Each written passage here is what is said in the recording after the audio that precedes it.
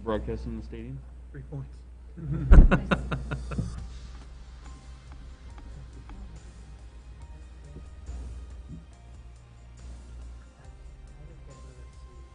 Professional cornhole. Who knew? I'm flipping and I found it. I'm like, oh, watch this. What's that? There's not much else on TV. I had no idea. That does it professionally.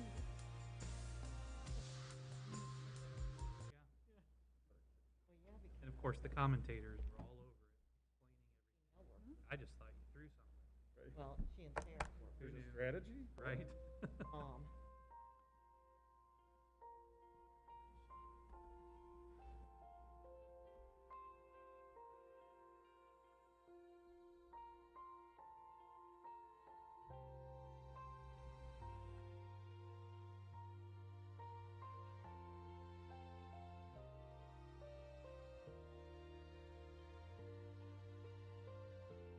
Okay, we're good. All right, we are back and open, and we will start with the Pledge of Allegiance.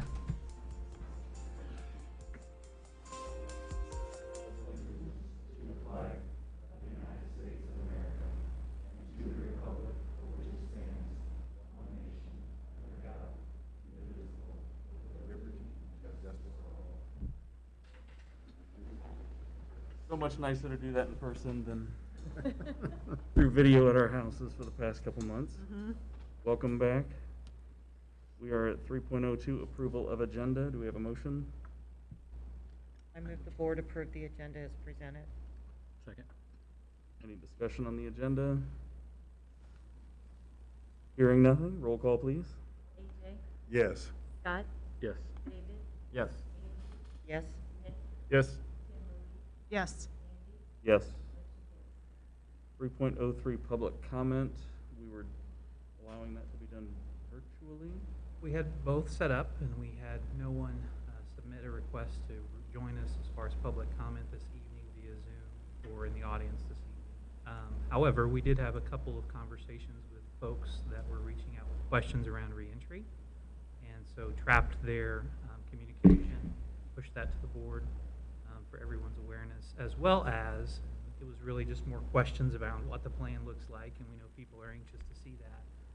But went a step further and asked Mr. Anderson to engage with them, and he has since done that via email and is connecting with them personally. In general, the sentiment that we're hearing is people's desire just to reopen and try to get back to some semblance of normalcy, knowing that there will be precautions along the way. So I appreciate Mr. Anderson stepping in and being able to answer those questions, with more to come as we finalize our reentry plans in the next few days. Okay. And there's no one here to comment, so we will move on to our consent agenda. Our adopted rules of parliamentary procedure, Robert's Rules, provide for a consent agenda listing several items for approval of the board by a single motion. Documentation concerning these items has been provided to all board members and the public in advance to assure an extensive and thorough review. Items may be removed from the consent agenda at the request of any board member. We have a motion on the consent agenda. I move the board approve consent agenda items 4.02 through 4.07. Second? Got a second? And is there any discussion? Roll call, please. AJ, Yes. Scott, Yes. David, Yes. Angie, Yes. Nick, Yes. Kimberly, Yes. Andy. Yes. Motion carries. All right. We are down at Section 5, Reports from Administration. Dr. Tucker, do you want to take us through those? Yeah, so first off this evening is the final academic services report ever, and that they will be shifting, as we've informed you, to instruction, innovation and learning, as well as Dr. Dixon Seahorn transitioning to the equity role. So we will layer in an additional update. Dr. Moore and Dr. Westfall will still tag team on the innovation and learning update, but welcome, Dr. Westfall. Thank you. Turn it over to you.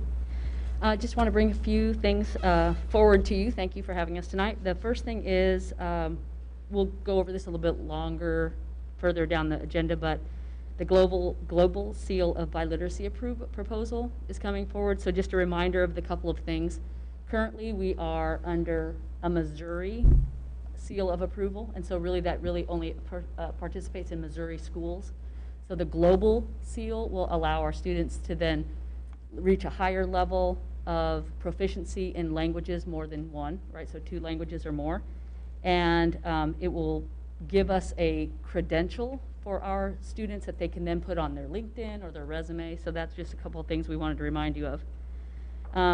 The second thing is we have no curriculum summer approval this summer, so you're welcome. We don't have anything to do with that. But we will get back on the bandwagon again starting next summer with secondary math, and then following that, it'll be secondary ELA. So we got an agenda for the next couple of years. I did want to show you guys our new transition from Literacy Lab. So we were using the Literacy Lab in 4 of our elementary schools. We agreed to move it to 5, and we've created our own program, so I wanted to show you this. So this is the logo for what we're calling Across Liberty Literacy 5-3, so all 53. By the time we're done in the 2 years, we'll have all of our schools with foundational literacy K1, 2 for sure, and then up to 3 as needed. So that's our program plan for that. This coming year, just to remind you, it'll be Early Childhood Center, Ridgeview, Manor Hill, Schumacher, and Shoal Creek. So those are the 5 identified buildings for 2020, 2021. Just a quick summer school update. We are in the last week of our virtual summer school for June. We had 2,128 total students, so mostly high school virtually, but we had 735 K-8, so that's quite a bit. Been a super successful program. We did it as a synchronous or real-time learning experience, so our kids went to school with our kids at the same time, checking in every day. So that was a really positive learning experience for everybody. July, our face-to-face letters went out to all the students who are participating in our July on-site program. So 6 buildings, we're up to 129 students, and then 150 still virtual. So we still have some people choosing to do that. Last but not least, just an update on reentry. So we have 2 groups working, academics one side, and then process and operations with Steve on his side. So we're working to get a message sent out about middle of July to all of our families. And on the academic side, Steve will brief you up when he's up here, but we're working on getting the schedule set. So what does that look like for elementary? What are the schedules going to be like in all the scenarios that we talked about? Then middle level, and then high school. So we have a couple of things that we're working through, and we'll have that for you soon.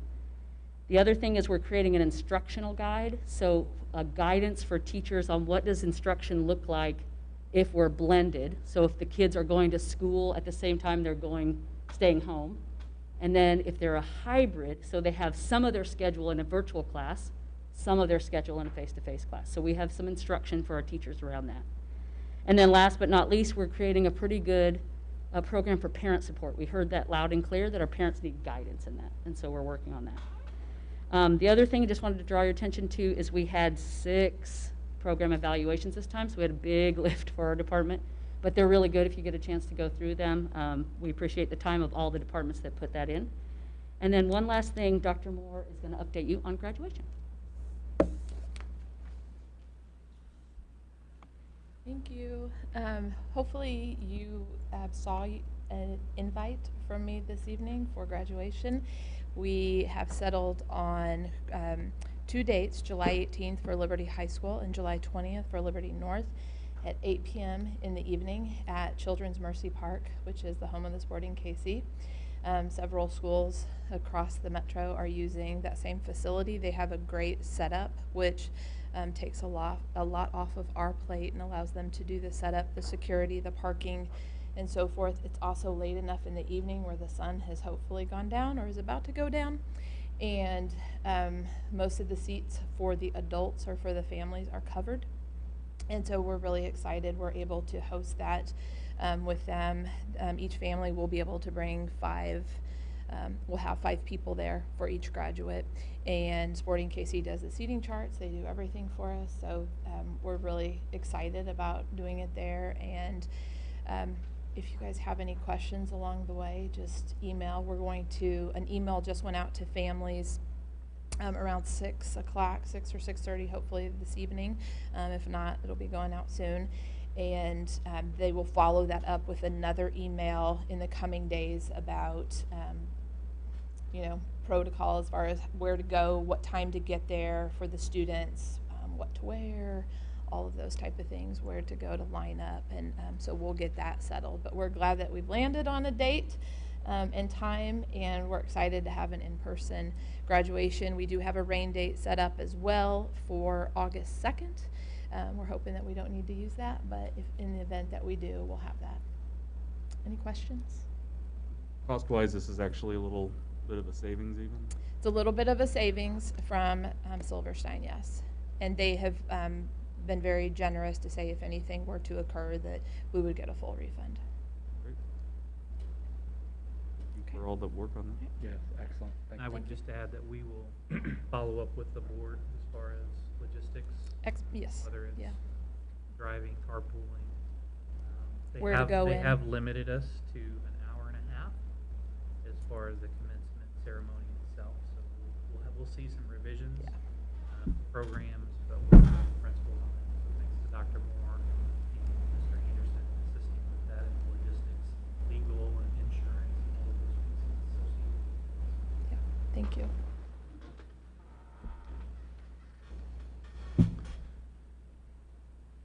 Ms. Cindy Sullivan is up next as far as business services. Good evening. We have two donations to recognize tonight. A monetary donation from Blue Cross and Blue Shield of Kansas City in the amount of $4,000 for use by the district.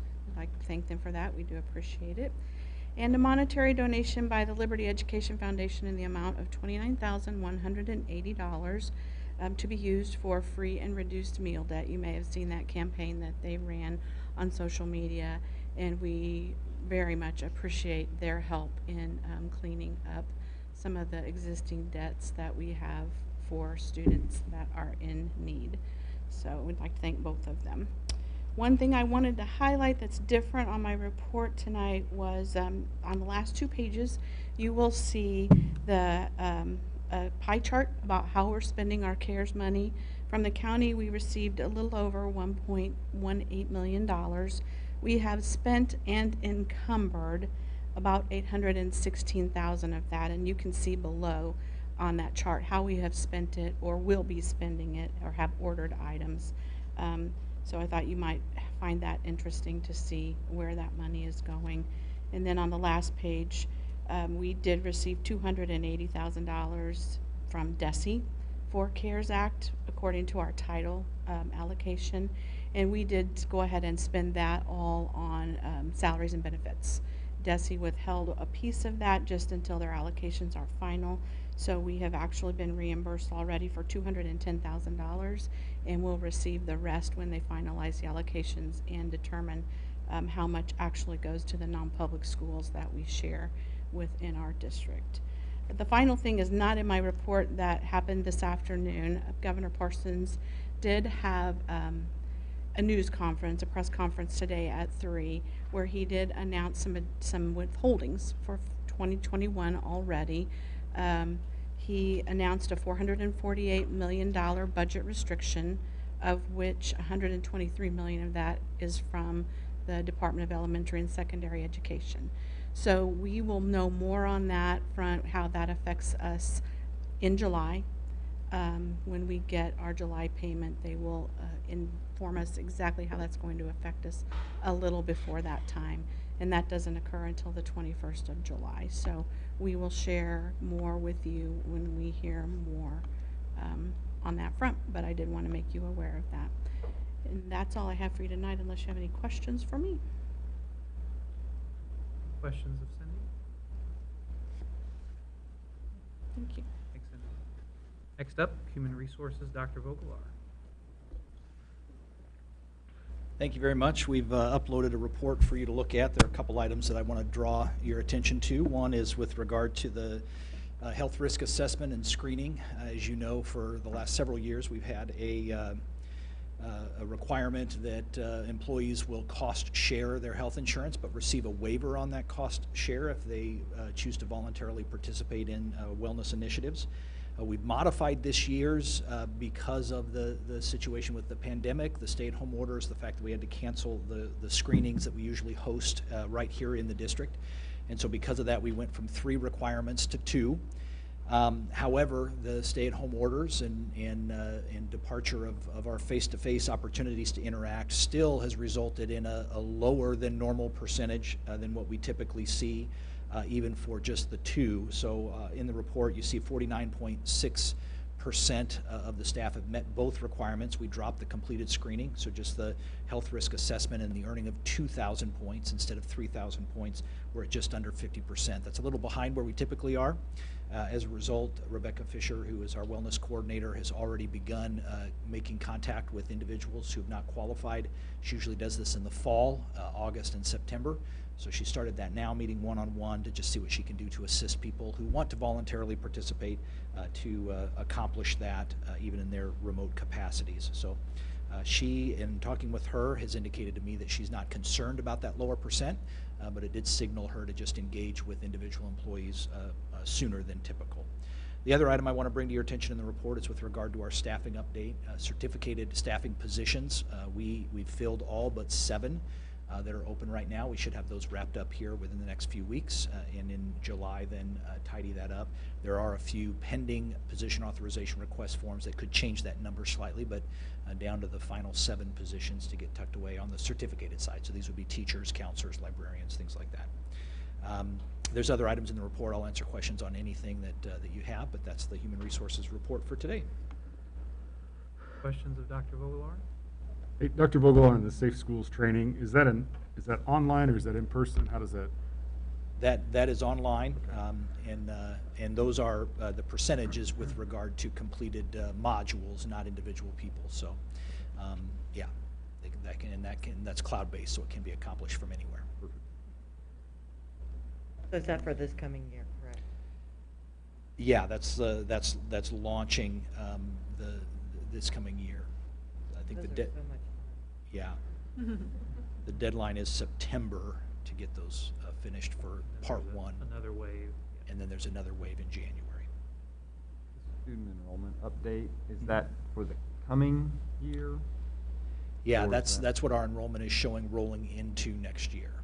Assuming where we pick up in August is where we left in respect to closing the school year. So you'll have some adjustments that'll occur in preparation for that final count coming in September, as far as that enrollment. Yeah.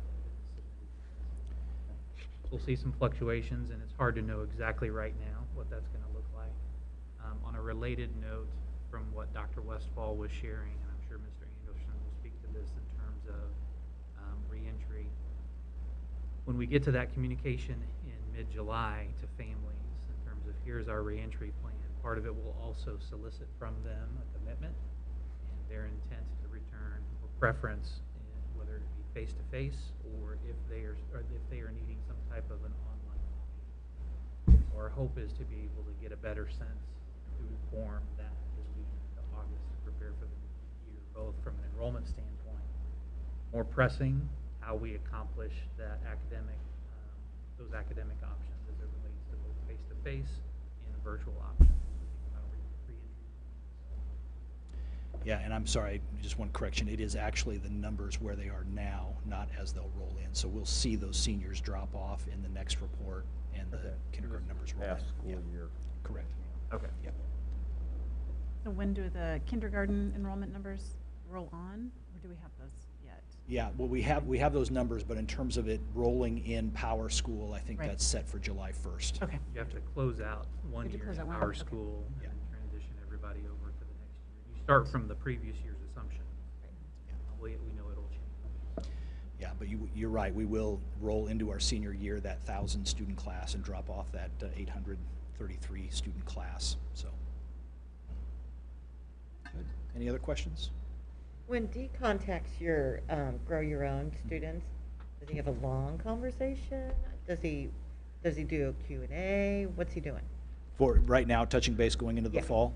Yeah, I mean, those are conversations with each individual. They're over the phone, but there's also a face-to-face component because they come in and sign an agreement that readies them for the fall. We get the contact information for their university of choice, and so a lot of that is just tidying up those loose ends. And so they need to come in, since we now have a second class, Yeah. they need to come in and re-sign that agreement every year. Correct, yeah, and that's a condition to get the next year's check cut to the university. So those allotments are each year for 4 years. So they'll re-sign up. It gives us a chance to also touch base with them, check their enthusiasm for their major area, and that they're staying the course in their degree programs.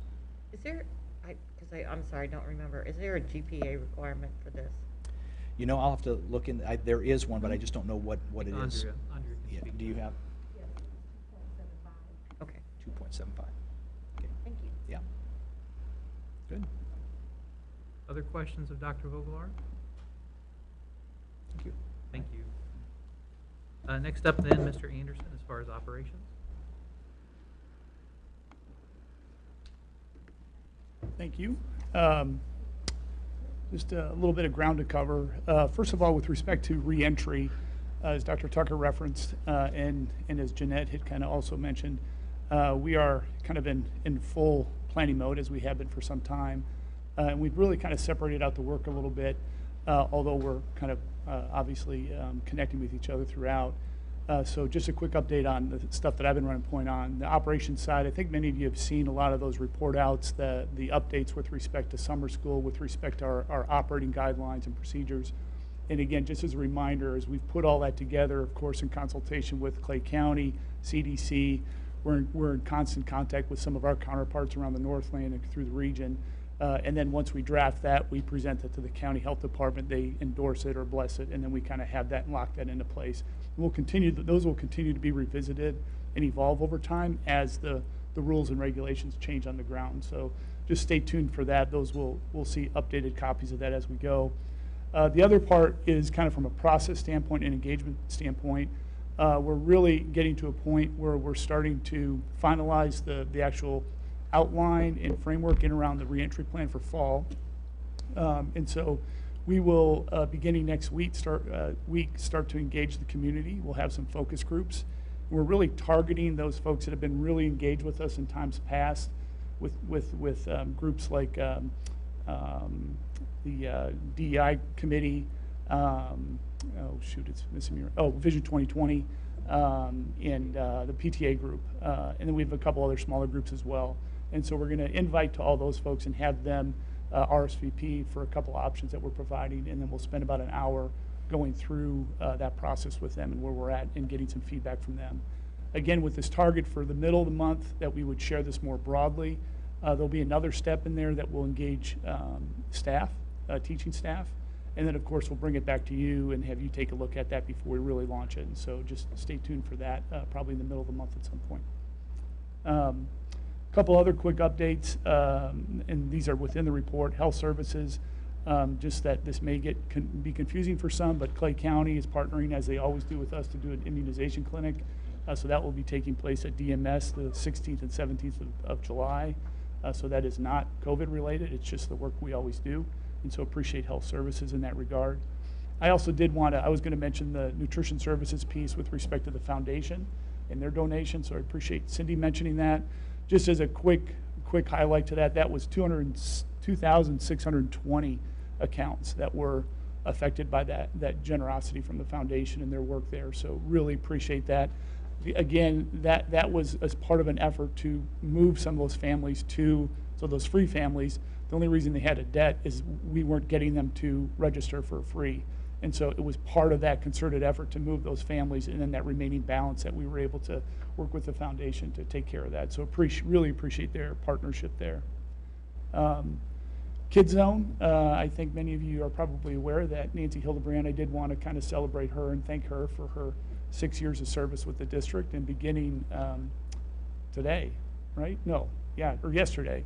Tanika Brown, as our new director, is in place there. There had been about 2 or 3 weeks of overlap where Nancy was able to kind of work alongside her and prepare her.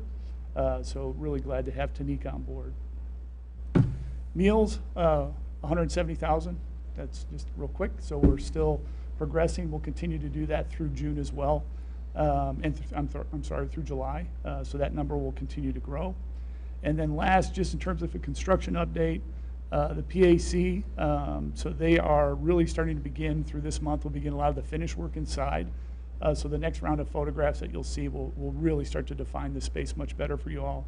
And then a lot of the exterior work, the paving, concrete, asphalt, landscaping, some of that will start taking form as well. In terms of completion, all the areas through the building will be complete by the 20th of August. And they're going to need about another week to wrap up in the theater space. There's a little bit of delay in getting the seats here.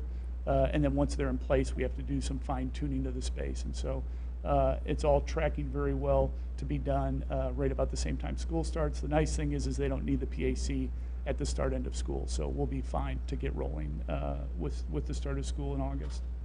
The 800s, they're wrapping up the demo in that space. You would not recognize it if you were in there. And they will, over the course of this month, really begin some of their finish work and starting to frame up that space. So they're going to move really quickly through there. But as I've mentioned, that work will extend into November. And of course, the building's ready for that, and they're not going to use that space until we move into second semester. But that work will really be ramping up over the next couple months.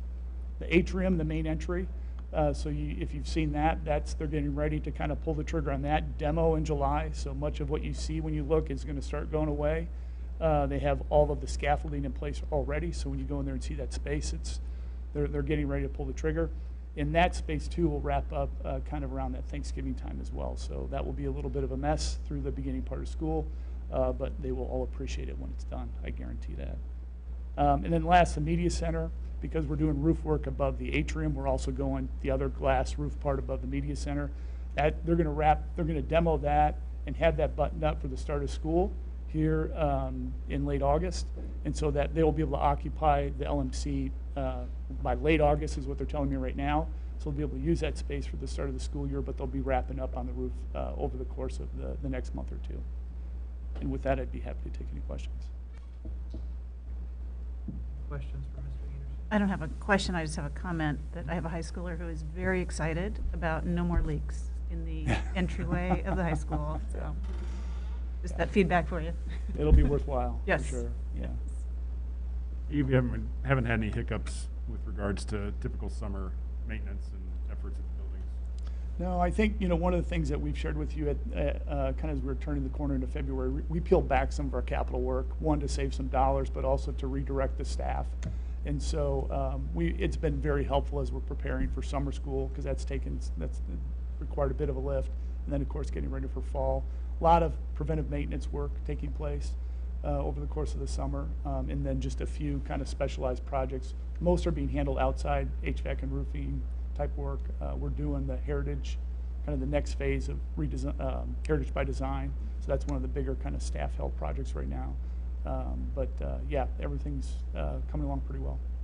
And then with the 170,000 meals that have been served through this time, have we seen that begin to trail off a little bit as summer has kind of kicked in, or we still got a pretty good base of? Yeah, it seems to still be kind of clipping along at a pretty good pace. I think we're not sure of the effect of summer school, so we're ready to kind of come alongside that. And so in talking to the team there, I think they're curious to see how July will unfold. Of course, those meals are still covered by the state, so we appreciate that. So will that stop at the end of July, Steve? So right now, we're still not sure. I think at this point in time that the funding piece, I think, at least tentatively, is set to expire at the end of the month, end of July.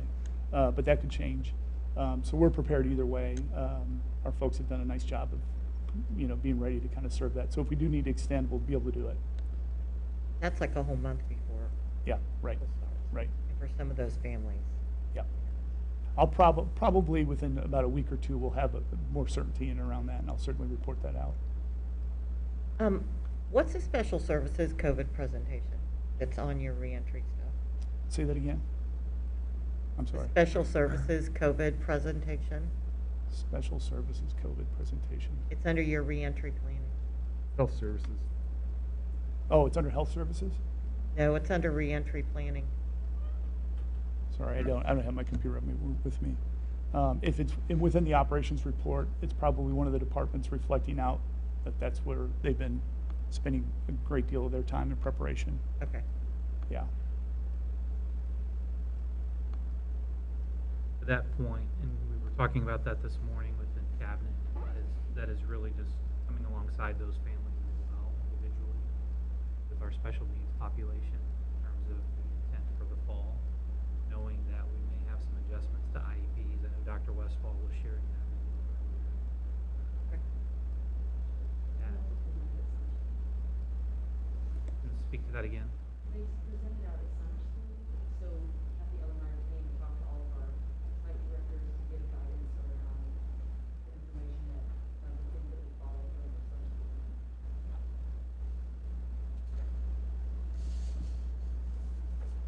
What else for Steve as far as the operation? Any other questions? Okay, thanks, Mr. Anderson. The last item then under administration reports, as far as my items, just a couple of things to add. Cindy mentioned the governor's press conference this afternoon at 3. A couple of additional points that were mentioned was just the general reduction in state revenue to date to the tune of about 7%. That's within FY 20, and then anticipating an additional $448 million in restrictions for FY 21, as Cindy mentioned. A couple of other notable points in that they communicated that the governor intends to veto 17 items that came out of this spring's legislative session. That totals approximately $11 million. That then will likely result in a veto session as we think about early fall within the spring, within the legislature. The other piece that we will continue to monitor and keep an eye on is the ballot issue in and around Medicaid expansion and whether that passes, and that albeit there are federal revenues and dollars that come in regard to Medicaid expansion. There's also a state element in terms of additional expenditures. In the event that that passes, it will be another draw in respect to state revenue that then could impact in some form or fashion additional withholdings or conversations as to how to go about generating additional revenue to be able to support Medicaid expansion. So just know that that is out there. We've mentioned that a couple times previously. We also participated in a combined Department of Elementary and Secondary Education as well as Missouri Department of Health and Senior Services webinar around reentry and reopening plans.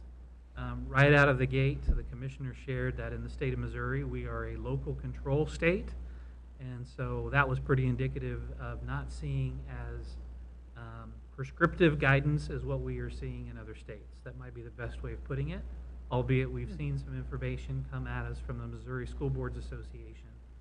What the department is doing, however, is convening a task force that includes 3 subgroups or work groups of which we have representation on. We have a couple of our staff teachers that are serving on those subgroups, one of which is Deb Kaywood, who's serving in that capacity and consulting in that regard, in addition to Astrid Ruiz. Many of you know them, and so we appreciate them representing their areas as well as Liberty Public Schools.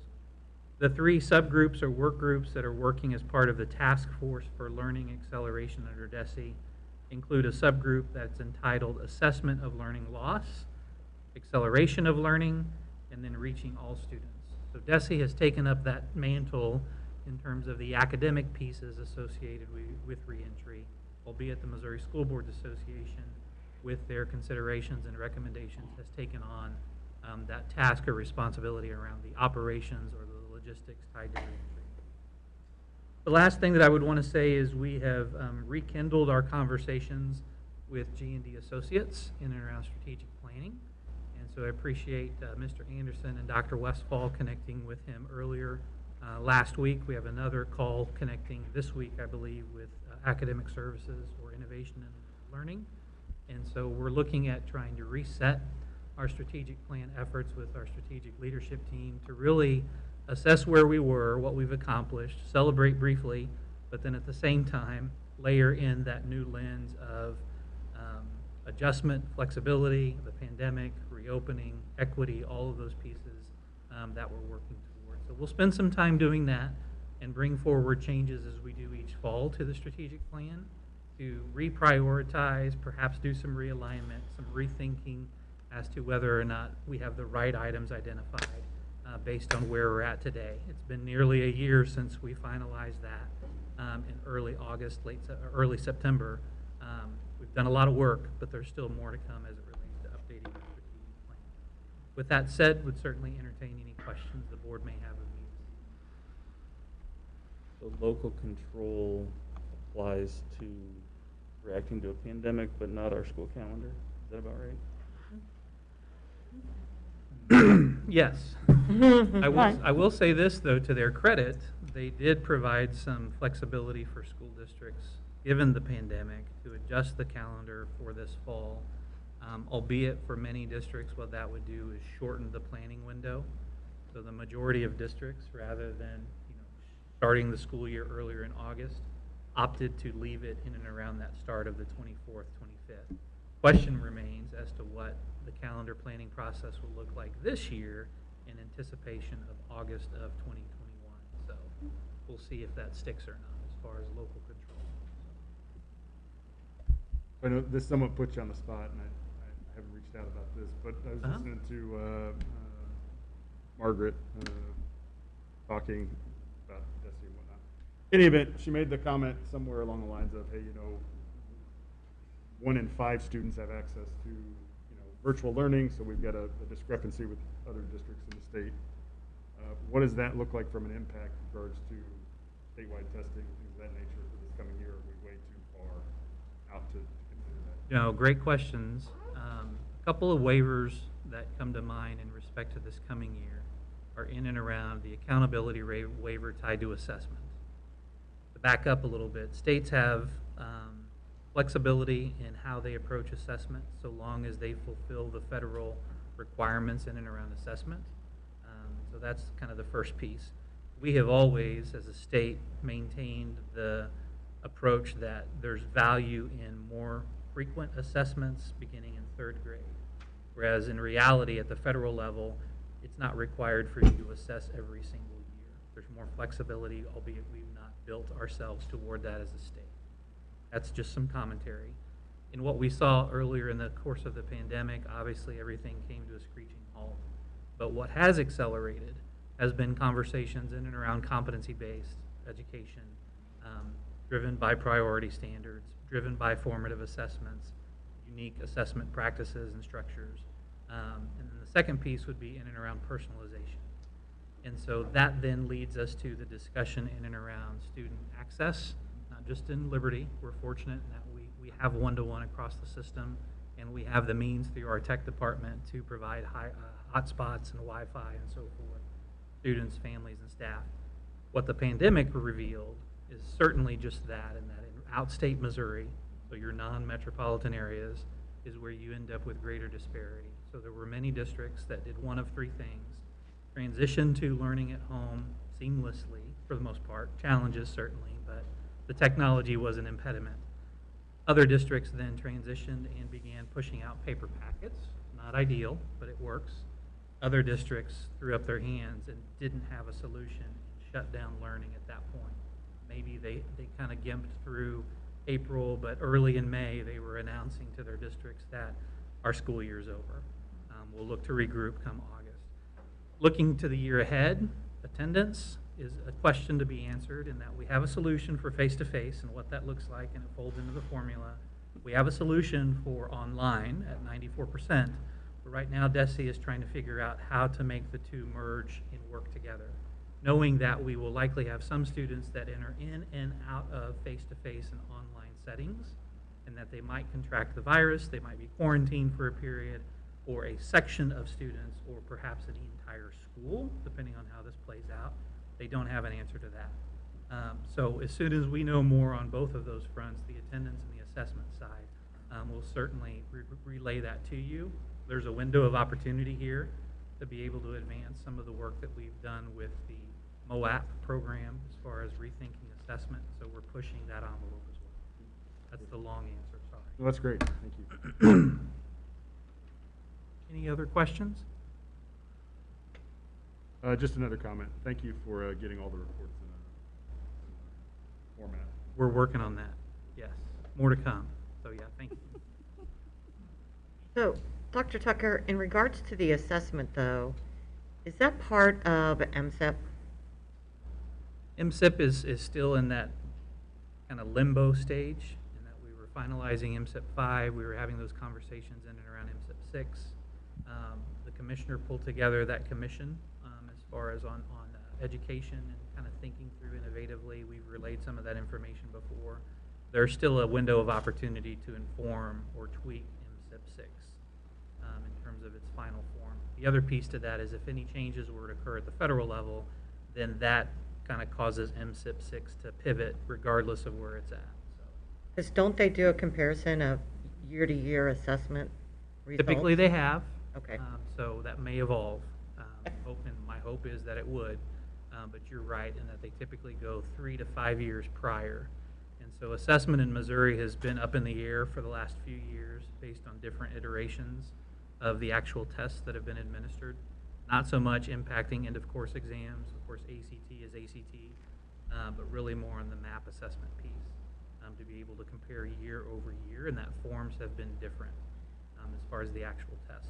So you were working back at developing a baseline from which then you could assess, albeit we pulled out the 2019-2020 academic year.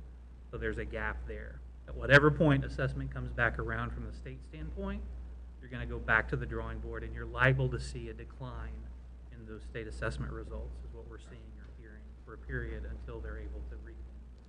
So has there been any talk at all of like ditching MAP? A little bit, yes. There's a lot of desire to do that, but at the same time, it's not a fear of accountability, and we have no problem providing that accountability, but it's probably approaching assessment differently. Right. So rather than a narrow window at the end of the year in terms of a final year assessment, it goes back to what we've advocated for, and that being formative assessments over the course of the year, whether it's a pre in August culminating in a final assessment to be able to show a student's growth rather than a year-over-year comparative score and how one cohort of students did to the next cohort. So we'll see where we land with that. But that is a national conversation. So it's a little bit of a striking the iron while the iron's hot and seeing where we end up. Well, because it would seem to me, because they keep switching out the format of the test, that as you can hardly cohort that because you're switching out what you're testing, how you're doing it, those kinds of things. And districts called foul on that with the State Department, particularly if you'll recall a couple of years ago when there were questions around the fidelity of the data, let alone the timeliness of reporting for use in the classroom. Mm-hmm. So that's been part of that ongoing conversation. They overcame that hurdle, and we're on the right track seemingly to be able to get it a faster turnaround of teachers to utilize, but at the same time, then the pandemic hits. So we've had a constant issue with assessment over the last probably 3 to 4 years. Yeah, then they would have had all that at home time. Thanks. Okay? Thank you all. That concludes our reports from admin, and we are on to unfinished business. First up is 6.01, the 2020-2021 budget. So thank you to everyone for your patience on this, as this has been a unique budget planning process. I want to credit Business Services, Cindy and her leadership and her team, along with all of our principals and directors that help inform this process along the way. And it starts early, if not happens throughout the year, but it really starts in the spring as we start those conversations, looking at the revenues and expenditures piece. So we've had multiple conversations along the way. I wanted to turn it over to Cindy to take us across the finish line. Thank you, Dr. Tucker.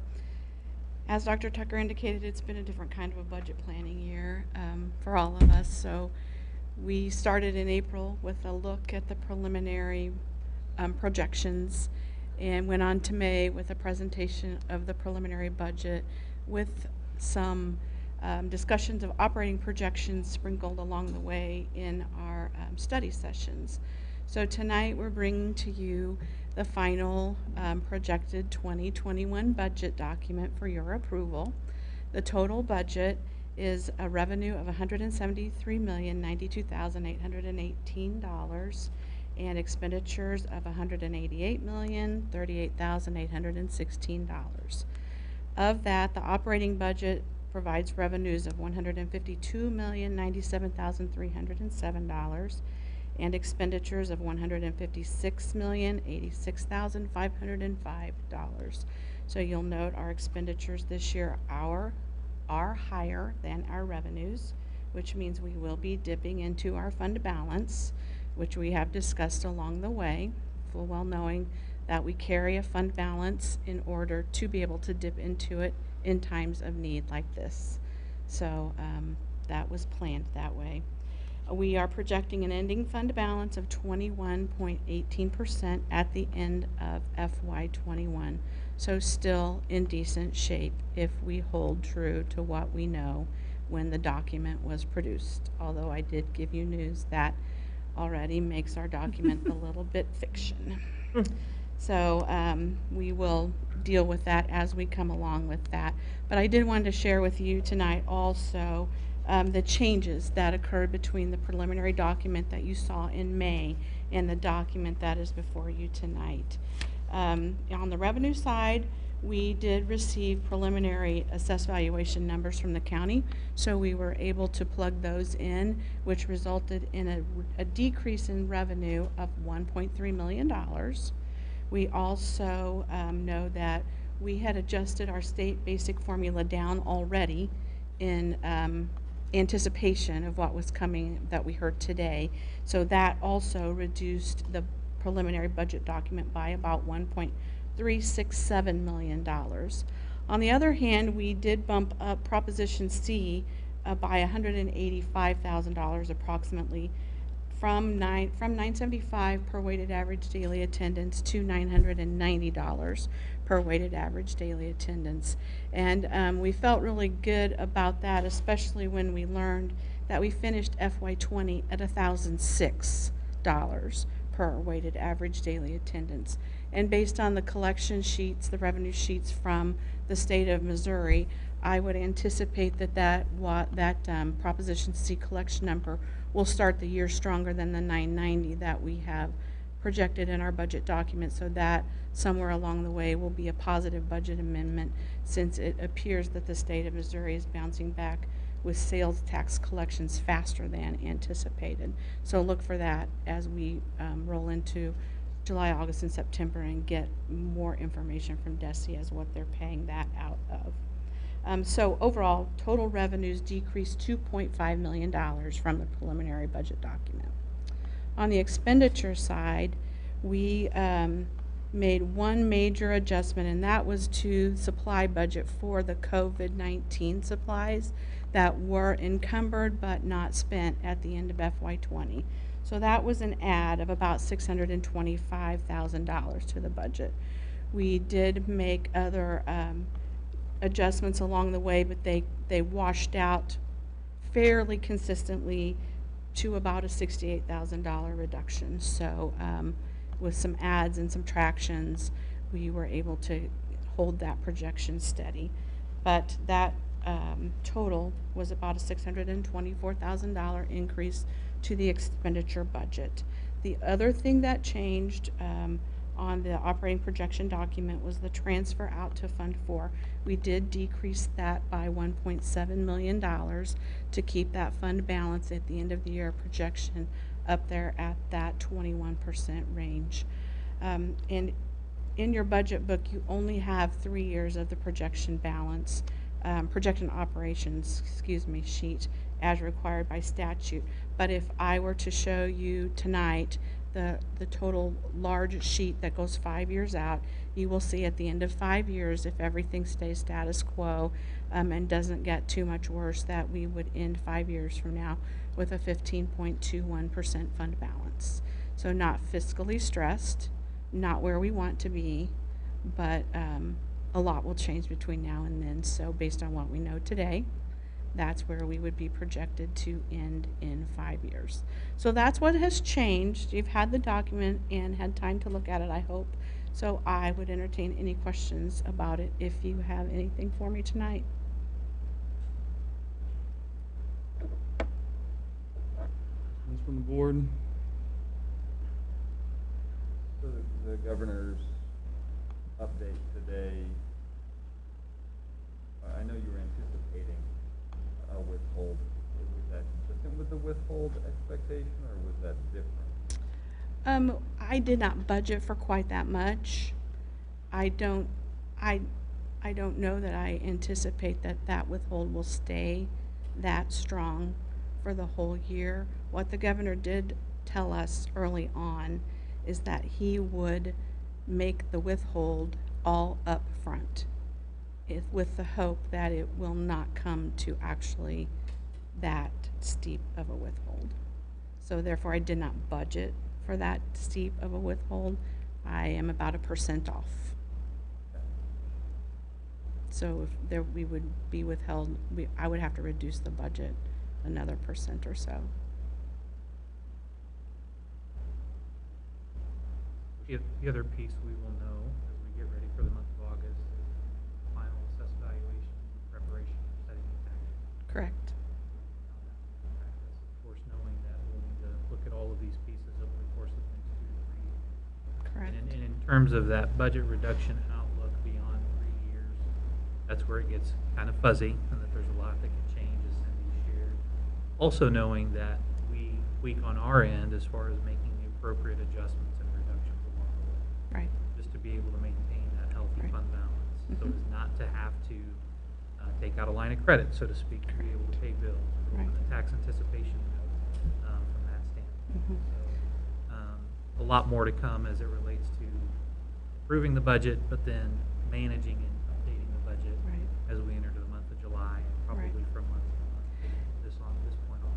Yeah, and as you know, once we run our first payroll in September and we take our student count, I will be able to shore up both the employee costs projection piece of the budget as well as the formula piece of the budget based on our head count. So you are familiar with the first real budget amendment occurring in October after both of those items have been shored up. Just as always, thanks to you and the team. It's always a painstaking process. Thank you. This year even more so. And I do definitely want to commend the people in the back office for all of the work, much of it done from their dining room tables this year. So they have done a fabulous job, and I do appreciate them. This year more than ever before. With the numbers moving, it's just so much more murky. So Yeah. thank you for continuing to try to get as close Yep. as we can. Thank you. We're ready for a motion then? I move the board adopt the 2020-2021 district budget. Second? I almost read the word action. Motion and second. Any discussion on the motion? Roll call, please. AJ, Yes. Scott, Yes. David, Yes. Andy, Yes. Nick, Yes. Kimberly, Yes. Andy, Yes. Thank you all. thank you.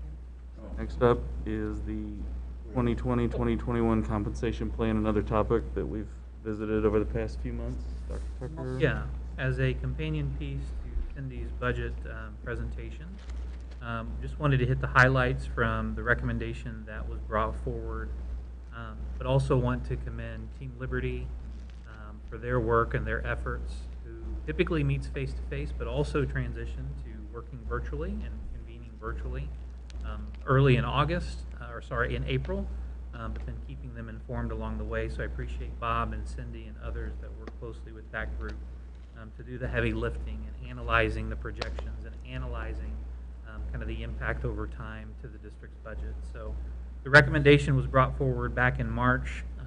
We looked at it multiple times with the Board of Education and with our administration in terms of bringing this recommendation forward. The total estimated cost for salary recommendations for 2020, 2021, as far as additional cost, would be $1,734,965. That is broken up in really 3 key categories. The first of which is just annual moves on our salary schedule to be able to fund both the vertical and horizontal step movements of our faculty and staff. That accounts for $1,446,702. The second piece is much smaller, but it equates to $286,388, and that a couple of years ago, we commissioned, as we've done periodically every few years, a salary study to be able to ensure that we are competitive within the market as it relates to all positions within the district. We conducted that with CBIZ, and their initial recommendations just over a year ago came back at a fairly sizable economic impact to the district. So then we opted to divide out their recommendations in multiple increments. And so we successfully completed the first piece. Now we're looking at the second piece, which is reflected in that $286,388 recommendation. The last piece is much smaller. That's $1,875 to rectify or hold harmless a couple of employees who have been losing the one-time $1,500 enhancement on the certificated schedule going back to FY19. The last thing that I would mention, and it has $0 impact to the district for this coming fiscal year, but that's just to recognize that there is no enhancement to extra duty schedules at this point in and around the recommendation for FY21. So that's presented to you for your consideration. Dr. Vogelard, Ms. Sullivan, anything else to add in and around the salary recommendations? No, you covered everything. Thank you. I would make a comment. I'm one of the observers that sits in with Team Liberty, and Team Liberty was solid about seeing this, sticking with this salary plan, even if it meant higher insurance premiums. So it was pretty convincing. That's where they were at to see this second year of this plan. And that was even going back to them in April. Yes. After they had convened and made their recommendation in March. And as we had a sense that, hey, hang on, things could end up being withheld this fiscal year and next fiscal year. I know Dr. Vogelar and Cindy reconvened to relay that information to them, just to make them aware that, hey, we're having these conversations as a board. We've spent a number of hours talking through, debating, and discussing, okay, how does this set us up for success in future years? Knowing that this next fiscal year, as we start the fall, they'll re-engage in some of those difficult conversations, as Mr. Byrd is alluding to. So I appreciate your comment for serving in that role. So I know they enjoy having a member of the board sitting in the room during those deliberations. And if you've done that before, they spend a lot of time and energy and grow themselves in their understanding of insurance, calendar-related items, salary-related items, and just school finance 101, quite honestly. So, other questions in and around that item? I would say if you've served on Team Liberty, it is probably the better than any college course on finance and insurance. That's very true. Yeah. Other questions? If not, we're ready for a motion. I move the board adopt the 2020-2021 salary recommendations and compensation plans as presented. Second. Any discussion? I guess I would just say that at a time when there's so much uncertainty, the opportunity to try and stabilize so many families in our community, both from the salary perspective, but also the food service stuff that Steve touched on, that we can afford to kind of stay the course and steady the ship is good. I think we're ready for roll call. AJ? Yes. Scott? Yes. David? Yes. Angie? Yes. Nick? Yes. Kimberly? Yes. Andy? Yes. Motion carries. Brings us to our final item of unfinished business, the Global Seal of Biliteracy. And this was mentioned in the Academic Services Report, being brought forward this evening for first read. So wanted to turn it over to Dr. Moore just to provide some additional insight.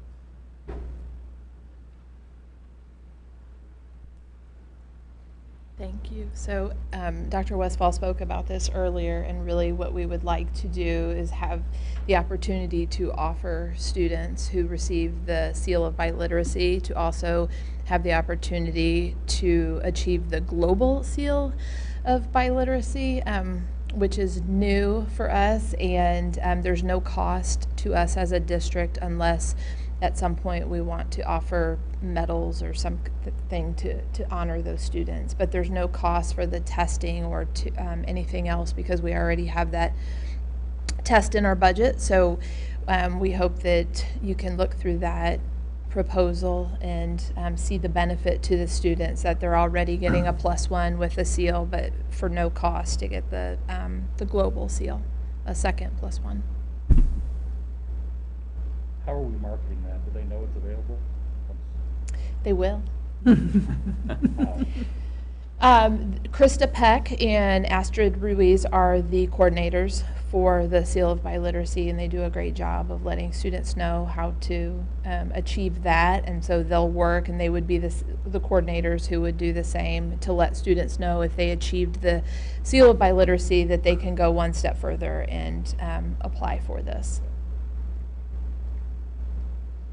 Another layer within both the regular Seal of Biliteracy and the Global Seal of Biliteracy was the idea of taking their culminating project, which was a good experience, but then really elevating it to a market value asset or a real world learning or a client-based project.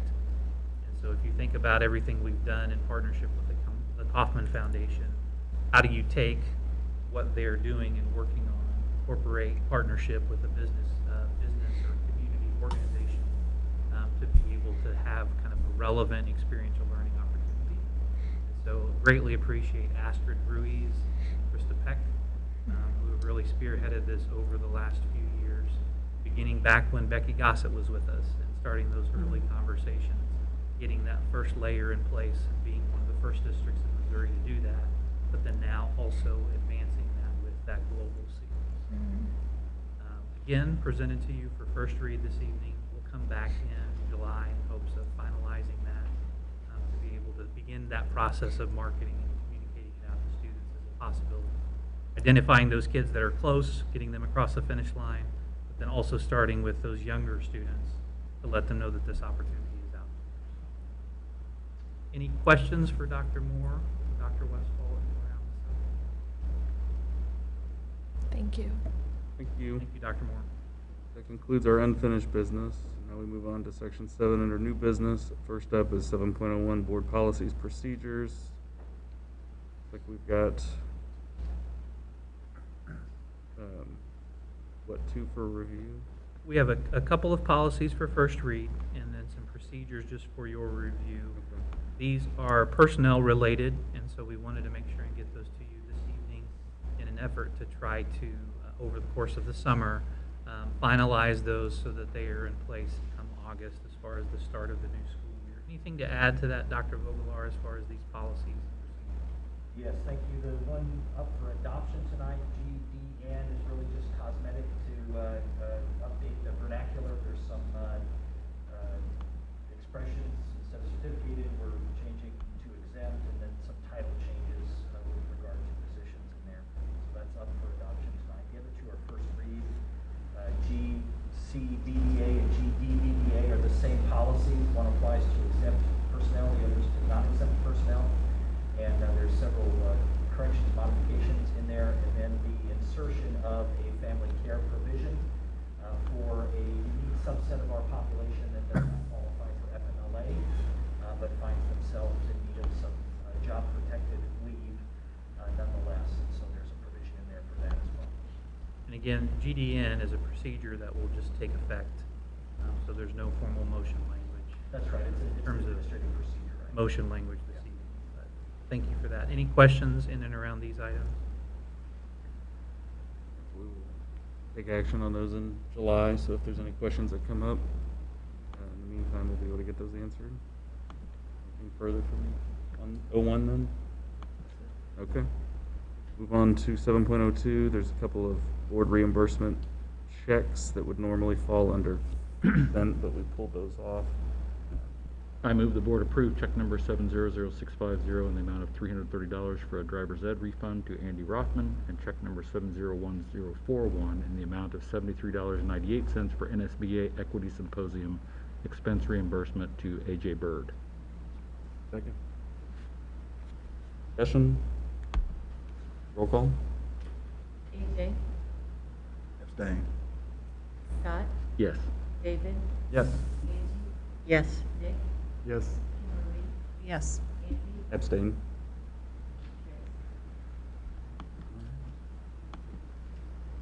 Brings us to 7.03 contracts purchases. We have a few. So this evening, I've asked Mr. Anderson to kind of walk us through these.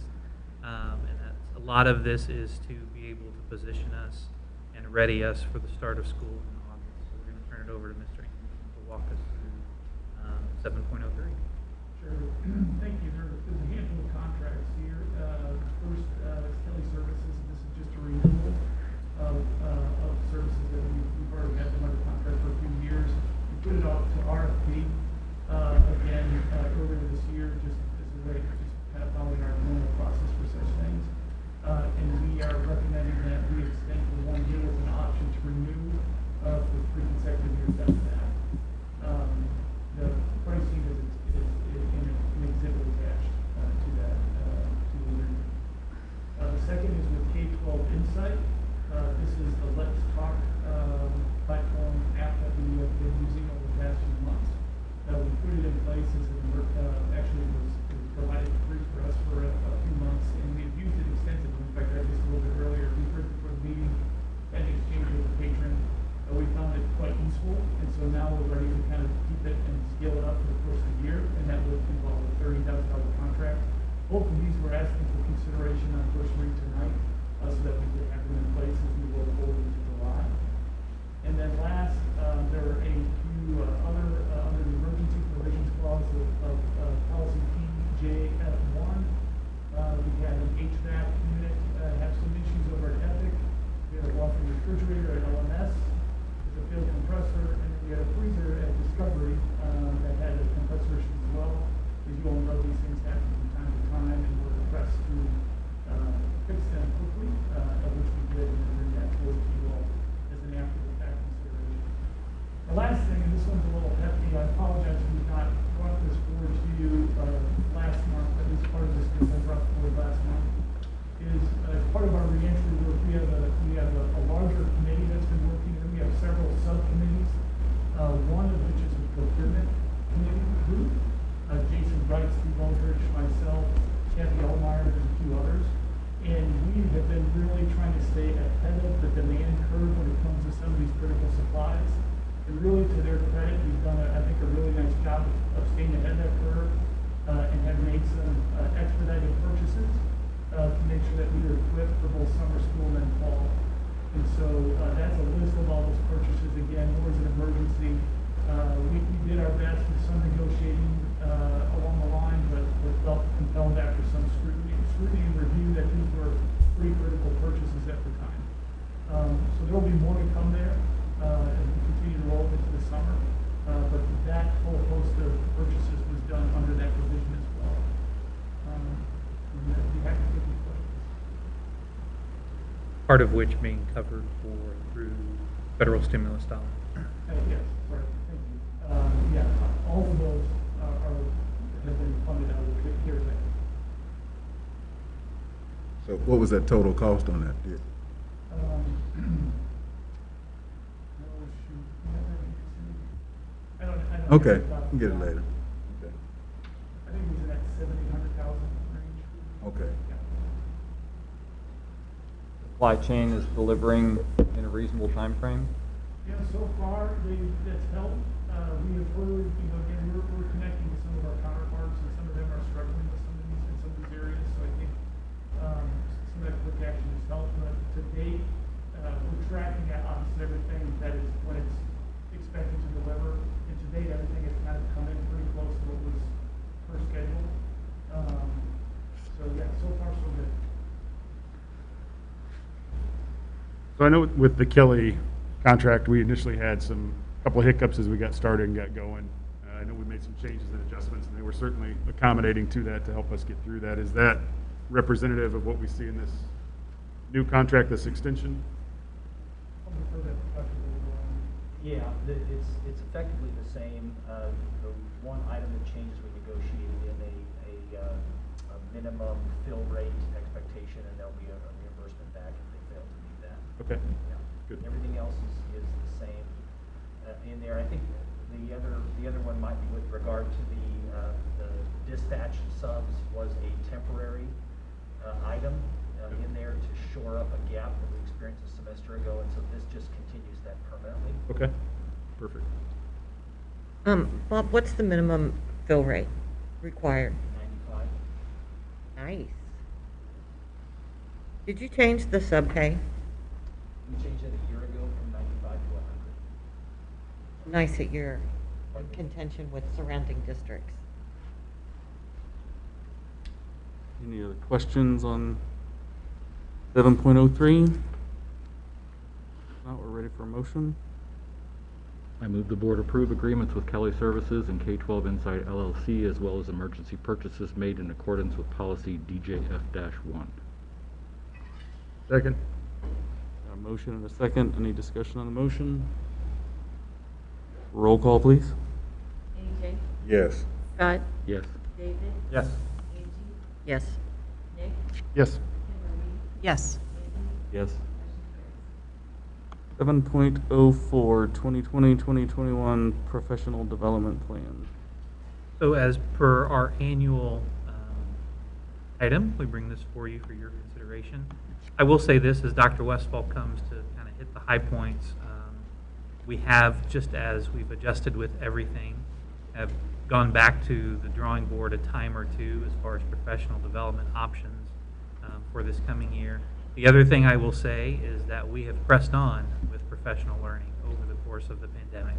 That has not come to a stop. If anything, in a lot of ways, it has accelerated as teachers have been stretched, administrators, students and parents as well, and how we transition to this structure of learning from home, but at the same time plan for the coming year. So I appreciate academic services for everyone adjusting and being flexible, but continuing to grow and develop in their own way. So we'll turn it over to Dr. Westphal. Thank you. It's my pleasure to bring forward the 2020-2021 District Professional Development Plan on behalf of the District PDC. Just a couple of things to remind you of. The Professional Development Committee is the only elected committee of teachers in our district. They are one representative per building plus 3 leaders, one for elementary, one for middle, and one for high school. They meet 3 times yearly to evaluate their expenditures, to design their budgets, and then to determine what to focus their 1% expenditures on. So the teachers are in the design mode every year for what they spend money on, 1% of our budget, plus their building budgets. So we do allocate funds every year just to the buildings. This year, as with every year, they use the needs survey that they send out in January to make a decision about what they want to focus their expenditures on. The difference this year that I would like to just share with you briefly is that they did vote pretty early on. It was in April after we went into our emergency learning mode that they recognized the need to reduce their expenditure to 0.5%. And so that this plan does reflect that decision on their behalf. Not that we don't actually spend more than that, but they did give up that decision making to the district of 0.5%, which is about $400,000, give or take. I think Mrs. Sullivan can verify that with a nod. But so they did that, and then their associated plans. The other thing that happened was they really had to focus down on what our professional development elements were going to be. So a couple of things that we gave up. We did have and I do want to draw your attention to the very last page. That has 17 items on there of pages that are full of information that they really follow all those documents. But for example, in pre-service, we had a schedule to bring in Tyrone Howard from UCLA to work on diversity, equity, inclusion. He's the voice of where diversity and equity cross teaching and learning, so he's right spot on for us. He had a conflict with dates, and it would have cost us a lot of money in a sense of time when probably that kind of expenditure would have been questioned for a proper decision making. So they decided to hold on to that for a year. But we kept in touch with Dr. Howard, and he's looking forward to coming to Liberty on his occasion. The other thing that we had to do was cut down our meetings. So a lot of our meetings are going to go virtually. Our professional development will happen either in meetings after school or online. So we did have several successful Orton Gillingham trainings over the summer that turned out to be just as quality as it was when we were doing face-to-face. And really, we're just looking at trying to design those kinds of things as we see what's going on throughout the year. So anyway, it is my pleasure to provide this to you and answer any questions. You also just hit on, it's related but not, the conscious discipline event that we held recently. Sure, I would be glad to. So last week, I can't even believe it was just last week, we held the only nationally held face-to-face for this year in Liberty Public Schools. We were the only district that landed it. We had 150 teachers attend face-to-face in groups of 50. We spaced them out at Liberty North with proper social distancing and just really good, we had great protocols that we followed. And then we had 150 people live stream, so from across the nation. And we did have several local guests. Excelsior Springs came, Smithville came, Parkville came. So it was just really, it was really exciting to see super great feedback from our teachers of the necessity, especially returning to school with our kids under, you know, some trauma coming back. We recognize that that's going to happen. And so it was just nice to see our teachers just ready to go. And Conscious Discipline does a great job. So we'll continue that process through the year, but thanks for calling that out. Dr. Meisenheimer organized that, you know, through CSF, no cost to the district. So always a bonus. Yeah. Thank you for asking about that. Dr. Westfall, were we able to keep the amount of teacher work time similar to what we had last year? No, ma'am, we had to add more. You added more? We did. Okay. Yeah, we did. That's okay. Okay. Yeah, we were really aware of that in this need, and so we're putting it in and constantly looking to solve that problem. I think that's really critical in the time when teachers are working at having to transition back and forth from face-to-face to like that whole blend. They need more time to work through that, not less. So we're working on just trying to provide that all the time. I know that was a big plus last year, and there were lots of comments It about is. that. We work the pre-service schedule to reflect, they have a half-day workday every day, with the exception of the department meeting days, which you'll see on the, it's reflected in the pre-service schedule. Yeah, I'm looking at the pre-service Yeah, schedule. So we added time on that. Plus our work time, we, when Team Liberty met and through Dr. Vogel with the calendar, we were able to add work times throughout the year, so we increased that also. What do you mean work time? We added work time, so like right before report Oh, cards oh, are oh. due, we gave some extra time there, and then on the on our building schedule, you'll see in PD, we gave those days to teacher work time too. What was the response on the virtual PD during the last quarter? Did they enjoy it? Everybody was a bit miserable, right? So Well, yeah, but all things being. they loved having the time to do it, right? So they Okay. didn't have time to do that before. We had a super engagement, especially in going into the products that we needed. So on-time learning was critical, and that worked out great. And I would tell you, we even had as many parents do that. That was really exciting too. We had a ton of parents join us to learn how to use our tools because we offered that.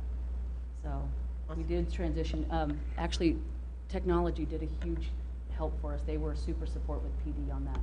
Gave us a lot of help. The coaches did a big shot, and librarians did as well. They managed a huge part of that. So it was really tough. I mean, I would tell you that it was a really tough time for people to manage all those things. Oh. But they did. I'm just telling you, like, halos for all our teachers, because they did such a great job for that. Absolutely. Everybody was a bit miserable. I know. I'm gonna use that. They were just it was just that. It's a good way to sum up the last But 3 you know months. what, we heard that term, it was emergency learning, and that's what we were in. And I think that's a really good way to think about it. We did that, everybody in the pool.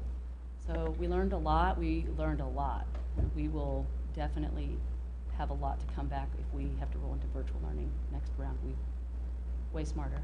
So. Thank you. So Dr. Westfall, the other thing, I know a lot of the PD revolves around teaching and how do we interact with kids and all of that. Is there, and I may have missed it in here, but has there been requests or focus or opportunity to help with the social emotional side of the teachers and giving them some tools, tricks, whatever, training on helping them to manage? So that's part of, we're putting together an instructional action guide. Okay. And so in that, and we'll share that with you. It's just, we're still like, Dr. Tucker finds a lot of really great resources and he sends them to us, and I just cull through them and pull out things that we haven't, like we're starting to catch almost everything now. And part of what we recognize is It's providing reflection to the teachers. Like, part of it is we recognize that we own a lot of it ourselves. We put a lot of pressure on ourselves to meet certain, I don't know, bars, I guess. And so part of it is providing reflection for the teacher. Is this what you're thinking through here? And this is what it looks like. And then here are some ways to deal with the concerns, and then we call it wellness, but here's how to take care of yourself in that moment. So our instructional guide has that for our staff, both in blended learning and in full virtual again. So we are really going to try to walk them through those types of scenarios, and then what those supports look like. And then we have them for parents too, right? Because we recognize that our parents were struggling with how to manage everything. So we're just trying to give everybody a little bit of a, this is normal, even though it feels really abnormal. Yeah. Good. On page It's coming. 10 of the report, with the report to DESE, LMS has quite a few PD hours compared to the others. Is that? Well, yes. So a lot of it is based on how they put it into the system. And so not everybody, we have a threshold that we ask everyone to meet. And we far exceed that in Liberty. So it's 15 hours per teacher per year. And that's what we look for. So we met that threshold before we stopped having PD captured in MLP in March. So we really do exceed that. So some schools kept putting it in and some schools stopped. Is it, I mean, they're like 10 times Yeah. the other. Yeah, so it just depends on how they entered Okay. it. So we just look for the minimum to be accounted for. There is no, when we turn it in as it's binary, it's a yes or no, you met the threshold. But for some buildings, they want to capture every minute, so we're proud of them for It doing looks that. like they did. That's They did. impressive. They really did. So it's really a reporting of MLP hours captured and not necessarily, but we look just to beat that bar. Yep. Any other questions? And this is for action, it appears. So we're ready for a motion. Thank you. I move the board adopt the 2020-2021 professional development plan. Second. Discussion on the motion. Roll call, please. AJ, Yes. Scott, Yes. David, Yes. Angie, Yes. Nick, Yes. Kimberly, Yes. Andy, Yes. motion carries. We do not have a ton of items left, but given that we're all wearing masks, I just want to get a feel for if everybody needs to press through or take 5 to go to our separate corners and breathe for a second. I'm good to keep rolling, but Onward and upward. All right, then. 7.05, Audit and Finance Committee appointment. We had our interview for that. Correct me if I'm wrong, I believe that the guidelines for audit and finance don't necessitate, I mean, we're still good whether we appoint anybody or not, right? We've got the numbers that we need under the charter, the bylaws. That is Okay. correct. But we did have what I thought was, I thought it was a very personally good thought it was a interview. good interview and be a good fit. If there's any discussion on that, otherwise, ready for a motion with respect to the applicant, whose name I move the board appoint, go ahead. I move the board appoint Rachel Wiggins to serve on the Audit and Finance Committee. Second. Motion and a second. Any discussion? I will just say, I continue to be impressed by the caliber of people who apply for this role and recognize that service to the district is beneficial. So I think it's a kudos to obviously the people in our district, but also to the work that the team does led by Cindy. So thank you. Any other discussion? Roll call, please. AJ, Yes. Scott, Yes. David, Yes. Angie, Yes. Nick, Yes. Kimberly, Yes. Andy, Yes. motion carries. All right, move on to section 8.01 upcoming meetings. We've had this list before, but just take note that in July, rather than the 9th and the 21st, we're going to do one meeting on July 14th. So that should be the only change from what we've seen before, I believe, for the next year's meetings. Does anyone have any questions or comments on that meeting schedule? And now, it is reorg time, and first up is election of the president. And I just want to say to all of you that I've been honored and enjoyed serving as president the last couple of years, and I think it's time to pass the torch. And in that regard, I'm going to make a motion that Kim Marie Graham serve as our president of the board for the next. Second. Second. There's a first step. It's a pile on. The floor is now open for nominations for president. Second. Too late. I'm ready to pass the gavel.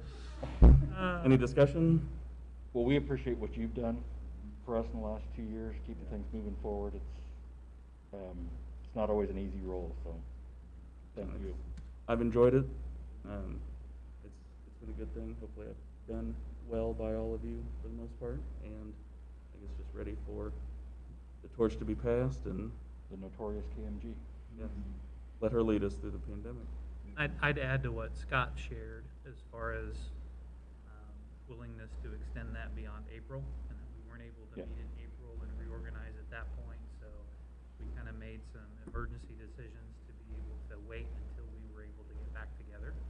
So it's great to be back together. So then this is the order of business. So thank you for serving. Absolutely. It's been a pleasure. So then Kim Marie Graham has been nominated for president.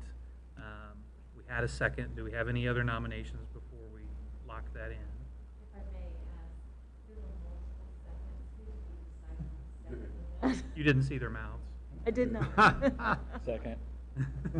Thank you. So Kim Marie has been nominated, or as president, having received no additional nominations. Nominations are ceased. We have a second. Sandra, would you call the roll, please? Angie, Yes. Scott, Yes. AJ, Yes. Nick, Yes. Kim Marie, I'll abstain. Angie, Yes. and David. Yes. Motion carried. All yours. Congratulations, Ms. Kim Marie Graham. We'll now open the floor for nominations for vice president. Any nominations from the floor? I'm hoping. Is Nick willing to do it? Yeah, I'd be honored to do that. So choose, yeah. So Nick Bartlow's been nominated for vice president. Yes, Are that there was an official. any additional nominations? After I got the yes. Any additional nominations for that role? So then, seeing none, nominations are ceased. Is there a motion to elect Nick Bartlow as vice president by acclamation? Yes. Second? Second. Yes. Okay, second. Bird. AJ Bird, get that, Sandra? Second. Okay. And then Sandra, will you call roll, please? Angie, Yes. Scott, Yes. AJ, Yes. Nick, Abstain. Kim Marie, Yes. Andy, Yes. David, Yes. So then we will now turn the meeting over to, you want to go by Madam President? I'll have to ponder. We'll get back with me. Exactly. We'll turn the meeting over to you to round it Kind of out. like Notorious, but, So. all right, so we're moving on to 8.04, appointment of the MSBA delegate and alternate. Was that on the sheet that we proposed Mm-hmm. before? Who was the primary alternate? And the motion language, I think, is folded into board docs as well. Oh, so maybe I we move already the have, board. sorry. So recommended action I'll to shut up. appoint Angie as the delegate and AJ as the alternate. I move the board appoint Angie Reed as the MSBA delegate and AJ Bird as the alternate. Second. Call for vote. AJ, Abstain. Scott, Yes. David, Yes. Angie, Abstain. Nick, Yes. Kim Marie, Yes. Andy, Yes. motion carried. Moving on to 8.05, appointing our TIF Commission representatives. There is a motion including language to approve the appointment of Nick Bartlow and Stephen Anderson. I move the Board of Education of Liberty School District here and approve the appointments of Nick Bartlow and Steve Anderson to represent the district on the tax increment financing TIF commissions of Kansas City, Missouri and Liberty, Missouri, and all matters relating to TIF plans, TIF plan areas, TIF projects, and all amendments thereto which affect in part or in whole areas within the boundaries of the district. Said appointments are for 1 year from date of appointment. Second? Second. Vote. AJ, Yes. Scott, Yes. David, Yes. Angie, Yes. Nick, Abstain. Kim Marie, Yes. Andy, Yes. motion carried. 8.06, appointment of the board treasurer. It has a fill in the blank, but we all know who the recommendation is. I move the board appoint Cindy Sullivan as board treasurer. How's that?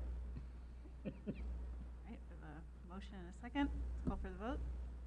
I didn't ask you if you were willing. Oh, is there any other discussion? Sorry. Let's assume there's not any. AJ? Yes. Scott? Yes. David? Yes. Angie? Yes. Nick? Yes. Kimberly? Yes. Andy? Yes. And 8.07, similarly, appoint the board secretary. There is a blank, but. No, I'm saying somebody else needs to make the motion. I move the board appoint Sandra Cochran as board secretary. Is there a second? Second. Any other discussion? No one is allowed to propose anyone else. Call for the vote. AJ? Yes. Scott? Yes. David? Yes. Angie? Yes. Nick? Yes. Kimberly? Yes. Andy? Yes. And 8.08, board remarks. Have any? I attended this morning the foundation board meeting, and they are ramping up for a new school year and know that we have some challenges ahead of us, as do they, just even getting together to meet, kind of like we do, so. They're on point, ready to roll. For the board's awareness, I did put in under content, the board responsibilities, that includes, so you have a copy. We don't need to take action on that. That's right. It's always nice to see you guys in Zoom, but this is better. Yeah. Close to real. This is better. Yeah, for sure. I would just like to acknowledge all the work that's gone on the part of the staff here, the administration, teaching staff, and I know it's been some challenges and sacrifices, especially going to virtual learning. And I think the fact that the board has supported this idea of a compensation plan is a message to our staff that we really understand the challenges they've faced, and as a result, there's some dividend here and appreciation shown. For that. Everyone wear your masks in public. You don't want to have to shut down.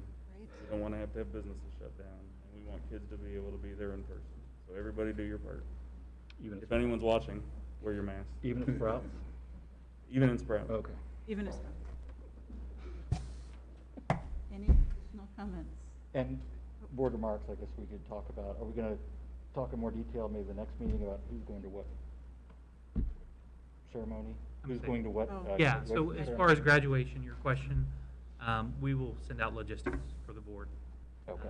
In terms of working through the logistics, supporting KC, so as soon as tomorrow hits, we'll be on the phone with them, talking through layout and size, stage setup and so forth, and plan those logistics accordingly.